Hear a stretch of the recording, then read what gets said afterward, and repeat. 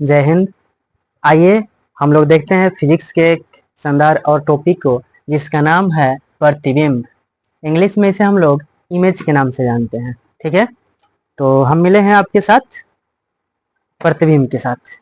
कैसे प्रतिबिंब, चलिए उस पर बात करते हैं हम लोग कि प्रतिबिंब क्या होता है, इमेज क्या होता है, छाया जिसे शैडो हम लोग कहते हैं वो क्या होता है। तो ज़्यादा टाइम को वेस्ट न करते हुए इसको देखते हैं। अगर इससे पहले के भी टॉपिकों को आप नहीं देखे हैं तो आप उसे देख लीजिए, बहुत आपके लिए हेल्पफुल रहेगा। देखिए प्रतिबिंब क्या है दोस्त, हम लोग बात करने वाले हैं इमेज का। इमेज होता क्या है, देखिए किसी भी बिंदु स्रोत से आती प्रकाश की किरणें जब किसी बिंदु पर मिलती है, कब मिलती है, परावर्तक सतह से टकराने के बाद।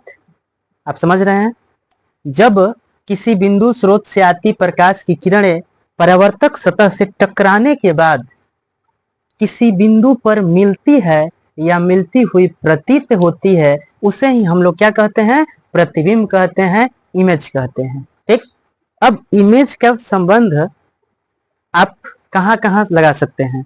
आप बताइए कि आप अपना चेहरा देखते हैं, अपना फेस संवारते रहते हैं, बाल संवारते रहते हैं, किसके माध्यम से, प्रतिबिंब के माध्यम से। जब आपका फेस का प्रतिबिंब इमेज बनेगा ही नहीं तो आप कैसे संवारेंगे, आप अपने आप को कैसे देख पाएंगे। ठीक है, तो इमेज दर्पण में हम लोग देखते हैं, मिरर में देखते हैं कि हम लोगों का प्रतिबिंब कैसा बन रहा है।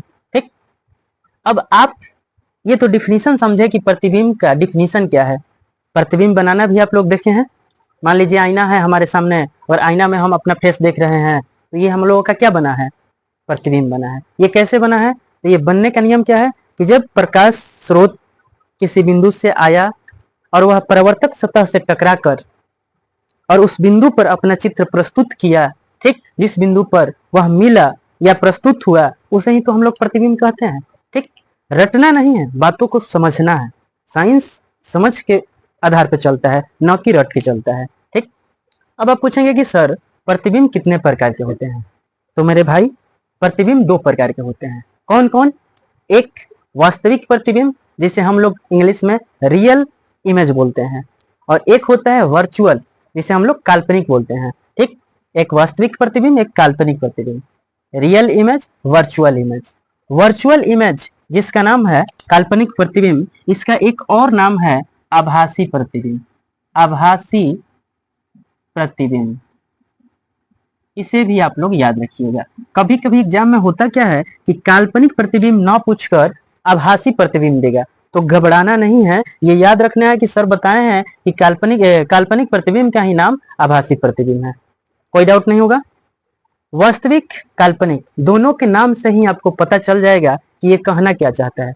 वास्तविक प्रतिबिंब उस प्रतिबिंब को कहते हैं जिसमें रियल इमेज बनता है, यानी वास्तविक रूप से प्रतिबिंब दिखाई देता है हम लोगों को। जैसे किसे कहेंगे, इसे हम लोग, परिभाषा सेम यही लिखना है आपको, लेकिन इसमें हम लिखें कि मिलता है, मिलती है या मिलती हुई प्रतीत होती है। यहाँ बस आपको थोड़ा सा चेंज करना है। चेंज क्या करना है, आपको लिखना है किसी बिंदु स्रोत से आती प्रकाश की किरणें दर्पण से परावर्तन के बाद जिस बिंदु पर वास्तव में मिलती है, आप समझ गए, जिस बिंदु पर वास्तव में मिलती है उसे ही हम लोग वास्तविक प्रतिबिंब कहते हैं। समझे, और जिस बिंदु पर यह मिलती हुई प्रतीत होती है उसे हम लोग काल्पनिक प्रतिबिंब कहते हैं। दोनों का डिफिनीशन भी बहुत इजी है। ठीक, एक को याद रखिए, तीन आपको काम चलाएगा। ठीक, और क्या याद रखना है, वास्तविक प्रतिबिंब को हम लोग पर्दे पर प्राप्त कर सकते हैं।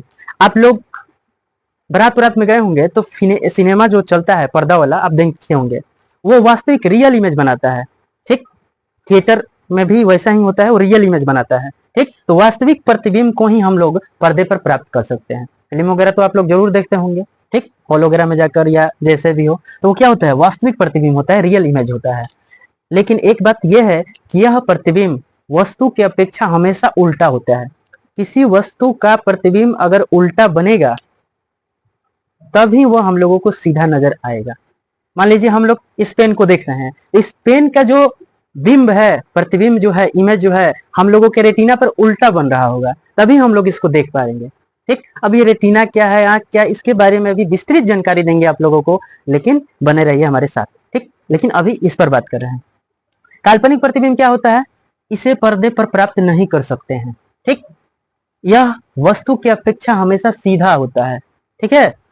तो काल्पनिक प्रतिबिंब हमेशा सीधा होता है, वास्तविक प्रतिबिंब हमेशा उल्टा होता है। और एक बात आप लोगों को बता दें कि अगर वास्तविक प्रतिबिंब को कहेगा कि इसे कैसे डिनोट किया जाता है, तो याद रखिए कि इसे सीधी रेखा या सरल रेखा द्वारा हम लोग प्रदर्शित करते हैं वास्तविक प्रतिबिंब को, और काल्पनिक प्रतिबिंब को इसे टूटी फूटी रेखा द्वारा प्रदर्शित करते हैं। मान लीजिए हम ऐसे एक रेखा खींच दिए ऐसे, ठीक, तो ये वास्तविक प्रतिबिंब का डिजाइन है, रेखा है। और इसका खींचना होगा तो हम लोग ऐसे डॉट डॉट के माध्यम से चलेंगे, ठीक। तो ये टूटी फूटी रेखा हो गई, तो इसे हम लोग टूटी फूटी रेखा द्वारा प्रदर्शित करते हैं, और इसे हम लोग सरल रेखा द्वारा प्रदर्शित करते हैं। आप लोगों से अंतर भी पूछ सकता है कि वास्तविक प्रतिबिंब और काल्पनिक प्रतिबिंब में अंतर स्पष्ट करिए। तो बिल्कुल सोचना नहीं है, यहाँ से बस नोट कर लेना है। इसे पर्दे पर प्राप्त करते हैं, इसे पर्दे पर प्राप्त नहीं करते। यह हमेशा उल्टा होता है, यह हमेशा सीधा होता है। इसे सरल रेखा द्वारा दर्शाया जाता है, इसे टूटी फूटी रेखा द्वारा दर्शाया जाता है। और एक अंतर यह है कि इन दोनों का आप डिफिनेशन लिख दीजिए। क्लियर? 5 नंबर आराम से मिल जाएगा आपको। एक और टॉपिक है कि इस इमेज के बाद में कि 500 परिवर्तन क्या होता है।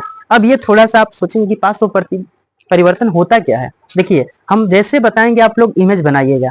आप जब भी आईने के सामने जाते हैं, मिरर के सामने जाते हैं, तो आप अपना फेस देखते हैं। आप देखते हैं कि हूबहू वह इमेज आपकी तरह है, लेकिन जब आप गौर से देखिएगा उससे में, आप एक उसमें एक्सपेरिमेंट कीजिएगा। आप जब उसमें दाहिना हाथ उठाएंगे ना, तो बायां दिखाई देगा, अब बायां उठाएंगे तो दाहिना दिखाई देगा, ठीक। तो इस तरह आप जो परिवर्तन देखेंगे उसी को हम लोग क्या कहेंगे? 500 परिवर्तन। ज्यादा दिक्कत है तो जाइए और गौर से देखिए मिरर के सामने, और अपने गाल पर एक तमाचा मारिए। देखिए उधर से इस गाल पर तमाचा दिखाई देगा, तो इस यही तो है 500 परिवर्तन, ठीक। ये लाइट का खेल है, रिफ्लेक्शन का खेल है, प्रतिबिंब का खेल है ये सब, ठीक है। तो ये उम्मीद है कि आप 500 परिवर्तन भी समझ गए होंगे।